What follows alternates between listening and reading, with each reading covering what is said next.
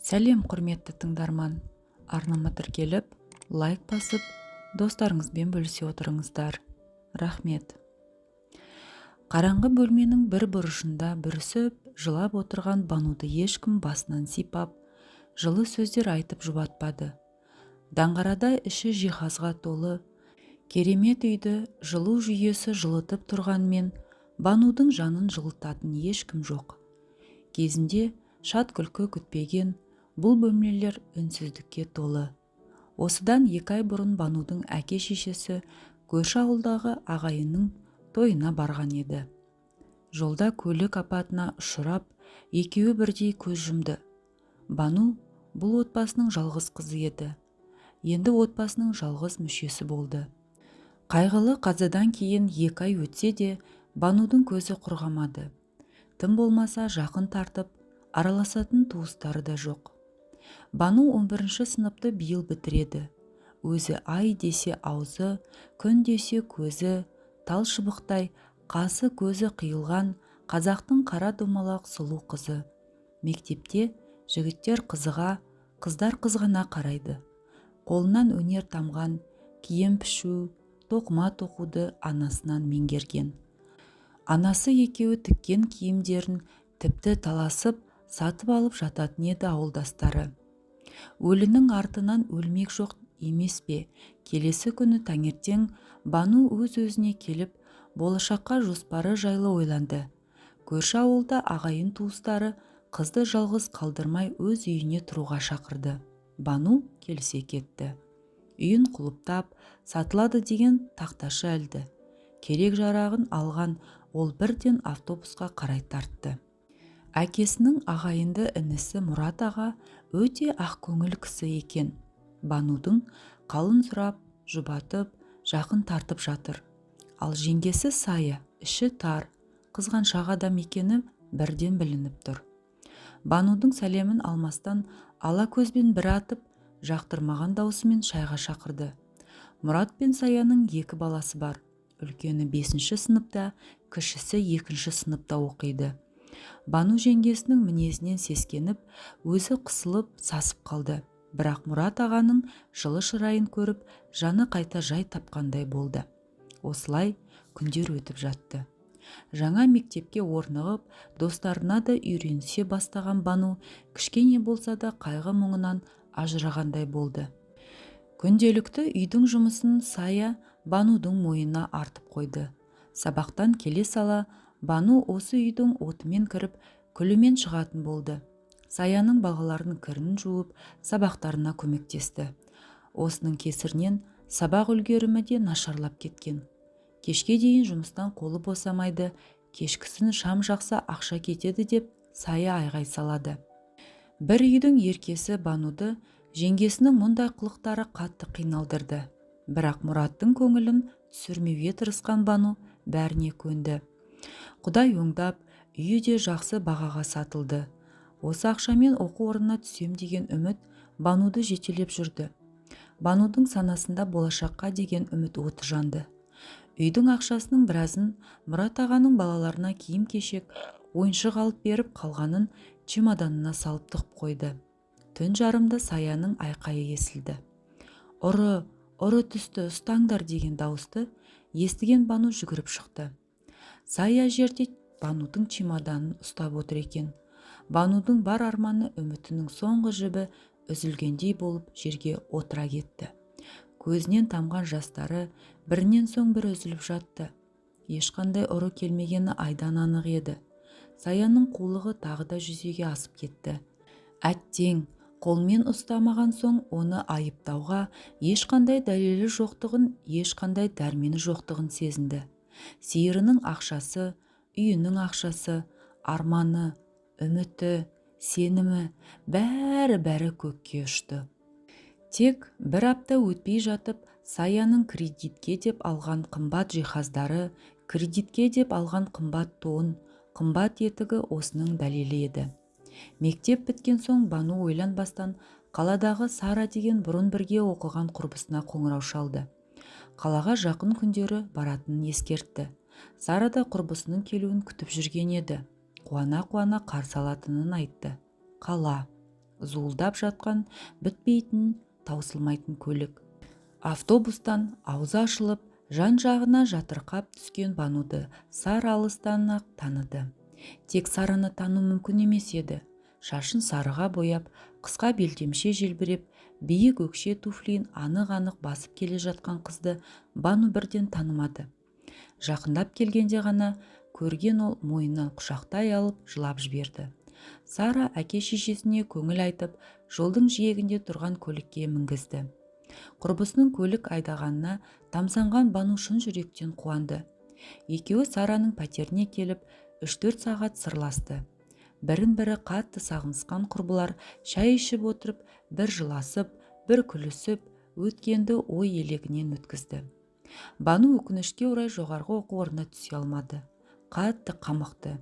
Бірақ бір жағынан жұмыс істеп ақша тапсам, кейін оқып алармын деп те ойлады. Сара таныстар арқылы Бануды даяшы етіп жұмысқа орналастырды. Күндер, айлар өтіп жатты. Қаланың жайына үйреніскен Бану жақсы ақша таба бастады. Ақшасын Сараға беріп тұрды. Сараның өзі әнші еді. Түнделетіп мейрамхана, дәмханаларда өлең айтып, нәпақасын тауып жүреді. Қалтасында әрқашан ақша жүреді. Жұмыс, үй, жұмыс. Осы екі арада ғана жүретін Бануды Сара бір көңілін сейілтіп, достарымен болатын кешке алып шықпақшы болды. Сараның жүздеген көйлегінің ішінен ең әдемісін кигізіп, бояндырып еді. Бану керемет жайнап шыға келді. Алғашында келіспей қойған оны құрбысы күштеп үйінен шығарды. Сараның достары өзі сияқты ашық жарқын екен. Кезек-кезек ән салып, көңілді отырды. Бану да енді үйренісе бастады. Әншейінде ауыз жаппас Нұрлан бұл жолы бәрін таңқалдырды. Аузына сөз түспей қысылып отырды. Бұның себебін бәрі түсінді-ау деймін. Бірден вальс қойды. Нұрлан Бануға жақындап келіп, биге шақырды. Екеуі бұл биді үнсіз биледі. Бірін-бірінен ұялып, бір қызарып, бір бозарып тіл қатыспады. Нұрлан әнші жігіт, өте сымбатты, сыпайы, нағыз ер жігіт екен. Негізі Сара екеуі Нұрсар атты дуэт құрған. Бірге көптеген тойларда елдің батасын алып, керемет дауыстарымен тамсандырып келеді. Ал Сара сырттай Нұрланға ғашық. Бұны Нұрлан сезеді, бірақ Сараның қыңыр мінезін онша ұнатпайтын еді. Енді міне бір көргеннен Банудың сұлулығына, биязылығына байланып қалған Нұрланның көзінен махаббат ұшқыны байқалды. Сара да бұны байқап, қызғанып, іші оттай күйіп жүр. Мектеп кезінде де Сара ұнатқан жігіттер Бануға көңілдерін білдіруші еді. Тағы да солай болды. Бану да білдірмегенмен Нұрланды бірден ұнатып қалды. Кеш біткен соң Сара мен Бануды Нұрлан шығарып салды. Сараның Бануға деген көңілі суып кетті. Бұрынғы қайырымды Сара енді жоқ. Киімін қызғанып, болмашы нәрсеге сөйлеп, қабақ шытатынды шығарды. Бірақ махаббаттың торына іліккен Бану оған мән де бермеді. Арман мен қиялда ұшып жүрді. Бану мен Нұрланның арасында махаббат өрбіді. Күнделікті кездесіп, айлы түндерде қала көшелерін кезетін болды. Нұрлан домбырасын әкеліп, Банужан, екеуміз үйленгенде саған беташар жырын өзін шырқаймын. Тыңда міне, былай тұра тұр бетіңді, мынамен жаба тұр деп, киімін жауып қойып, айт келін-ау, айт келін деп шырқай жөнелетін. Көшедегілер таңырқап та, тансанып та қарап өтетін. Бану киімнің астына шек сілесі қатып күліп отырады. Құшақ-құшақ гүлге Бануды қарық қылды.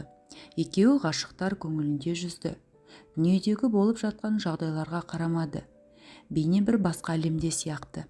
Сара болса Бануды жек көргені соншалықты, тіптен одан құтылудың жолын қарастыра бастаған еді.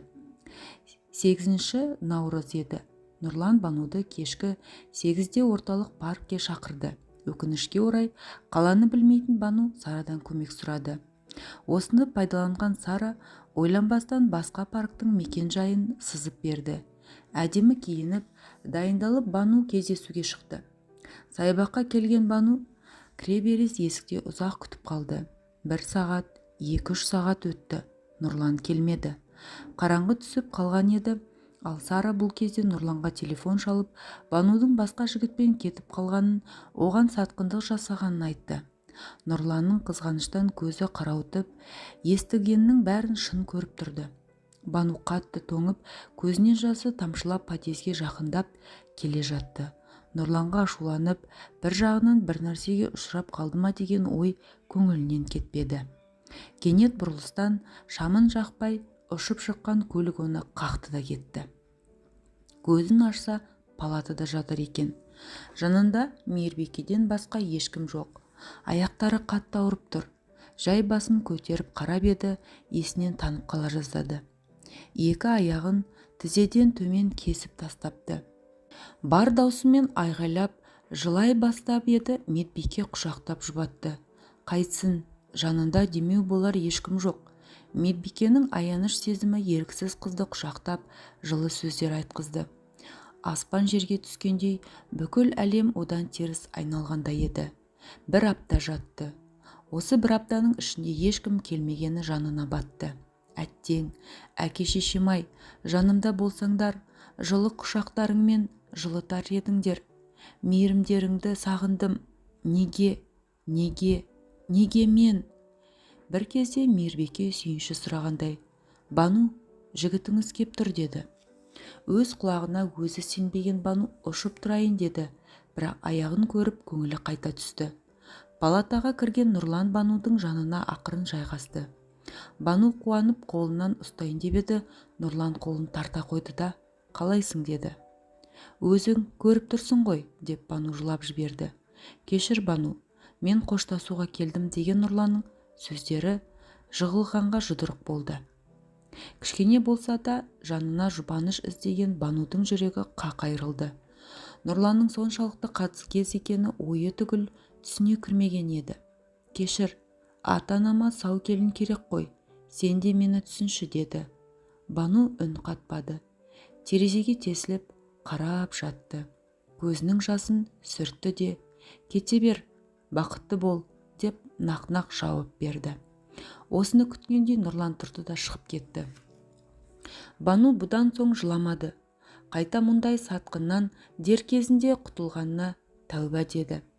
2 аптадан соң дәрігерлер қыздың жағдайын біліп, мүгедектер арбасын тауып берді. Ауруханадан арбамен шыққан қыз бірден Сараның үйіне тартты. Сара есігін ашты да, ренжіме Бану, мынау киімдерің, менімен бірге тұра алмайсың. Саған бір адам қарау керек қой, деді кемсітіп. Бану Сарадан осыны күткен еді. Себебі оны Сараның көлігі қаққанын сезген. Киімдерінің арасынан тек керектілерін теріп алайын, көтере алмаспын деп ойлаған Бану, киімдерін ақтарып отырып, анасы екеуі тіккен көйлектерді көріп, көңілі босап кетті. Бар ішіндегі жиналған қайғысын көйлекті бетіне басып отырып жылап шығарып алды. Бұны көріп тұрған Сара еш аяушылық танытпады. Қайта Нұрланға қолы жететінін сезініп қуанып тұрды. Тіккен киімдерін Бану орталық базардың алдына жайып қойды. Мүмкін мүгедек тіккен көйлектерді біреу аяп сатып алатын шығар деп ойлады. Негізі, осы отырысына өзі қатты қынжылды. Киімдеріне мән беріп жатқан ешкім жоқ. Бірақ сұлу қыздың бұл отырысы көбісінің көңілін жабырқатты. Кеште батып қалған. Қалтасындағы азын аулақ тиынға жақын жерден барып ыстық нан алып, келейін деп арбасының дөңгелегін айналдырып кетті. Нанын алып келе жатыр еді, оның киімдеріне бір өте сымбатты, қымбат киінген үлкен келіншек тамсана қарап тұрғанын байқады. Жанына ұшып келіп, апай, бірдеңе іздедіңіз бе? Ұнады ма деп алғашқы жақындаған адамына қуанып кетті. Бұл дүниелерді кім тікті, кім тоқыды деді. Мынаны мамам, мынаны мен, деп мақтанышпен, сезіммен көрсетіп жатыр еді. Майра сүйсініп, менің салоныма жұмыс істейсің бе деді. Алланың өзі жіберген бір мүмкіндік екен. Түсінген Бану қатты қуанып кетті. Салоны керемет екен, іші үлкен. Майраның қол астында 6 қыз жұмыс істейді екен. Тек байлар киінетін салон аушамасы. Бану бірден тігілген, пішілген киімдерді қызықтап кетті. Майра Бануға таза киім беріп, қызды жөніне келтірді. бірден жалақысын келісіп алды. Бірақ қазір Бану жалақыны ойлап тұрған жоқ. Қалай базарда түнеймін деген қорқыныштан құтылғанына қуанып отыр. Майра өте ақкөңіл, қайырымды келіншек. Жалғыз ұлы бар. Ол шетелде дәрігер боп жұмыс істейді екен. Бануды қызындай көріп кетті. Банудың да қолынан өнер тамып тұр емес пе? Оның тіккен бұйымдарына сұраныста артып, Майраның ісі оңға басты. Майра ұлы Сәбитті әуежайдан күтіп алды. Жолай болған оқиғаларды Бану жайлы бәрін айтып берді. Келе салып Сәбит Банумен танысуға асықты. Себебі өзі дәрігер болған соң әрқашан қол ұшын беруге асығып тұратын. Банудың сұлулығына тәнті болған Сәбит бірден шетелдегі қызметтестеріне хабарласып, Бануға протез аяқ салдыруға келісті. Бұндай мейірімдікті бұрын соңды көрмеген Бану бұл кісілерге шексіз риза еді. Бір айдан соң Бану мен Сәбит Израильге ұшты. Ол жақта 3 апта болып, қайта Қазақстанға аяқтан еш айырмашылығы көрінбейтін, білінбейтін, жасанды аяқпен қайтқан Бану бақытты еді. Бір-біріне бауыр басып қалған екеуі қалай ұнатып қалғандарын да байқамай қалды. Сондықтан Сәбит Бануға үйленуге ұсыныс жасағанда ол ойланбастан келісті. Тойға да аз күн қалды. Тамада таңдап отырған Бану газет бетіндегі Сара мен Нұрланның суреттерінен көзі шалып қалды. Сәбиттің оның еркелігін көтеретінін білген Бану тойымызға 2 тамада жалдайықшы деп өтінді. Сәбит Банудың айтқанын екі етпейтін. Бану Сара мен Нұрланды және тағы бір тамаданы жалдап қойды. Тойда басталды. Керемет көліктен өзі тіккен керемет көйлегімен түскен Бану шын бақытты еді. Мейрамханада кірерде бетін фатамен жауып алды.